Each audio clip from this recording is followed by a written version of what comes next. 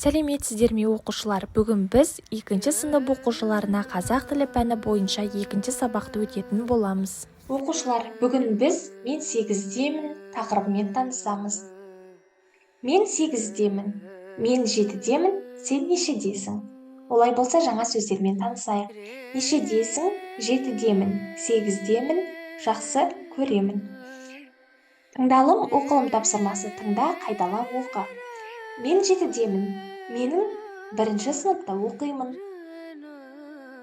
Мен қуыршақты жақсы көремін. Мен де 7-демін, мен 2-ші сыныпта оқимын. Мен қонжықты жақсы көремін. Мен 8-демін, мен 2-ші сыныпта оқимын. Мен спортты жақсы көремін. Дұрыс айт. 6-дамын. 6-дамын. 7-демін. 7-демін. Сен нешедесің? Нешедесің? Бірінші тапсырма айтылым тапсырмасы. Суретке қара, айт. Суретте Айдар мен Гүлім. Сәлем достар. Менің атым Айдар. Сәлем, менің атым Гүлім. Гүлім, сен қаншадасың? Мен 8-демін. Сен қаншадасың? Менің жасым 7-де. Екінші тапсырма жазылым тапсырмасы. Сөйлемді толықтырып жаз. Мен 7-демін. Менің 1 арыстаным бар. Мен 8 жастамын. Менің 3 қояным бар. Мен 6-дамын. Менің 2 аюым бар. Үшінші тапсырма айтылым тапсырмасы. Суреттің орнына қажетті сөзді қойып айт. Менің 1 қояным бар. Менің 2 қояным бар.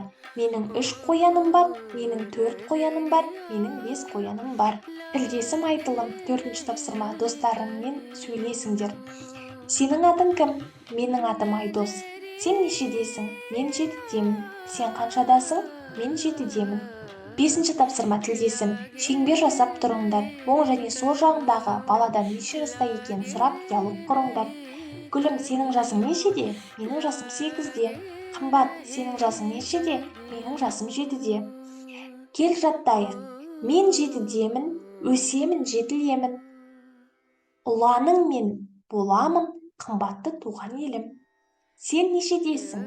Мен 7-демін, мен 8-демін. Оқушылар, осымен біздің бүгінгі сабағымыз аяқталды. Менің каналыма тіркеліп, лайк басып пікір жазуды ұмытпаңыз.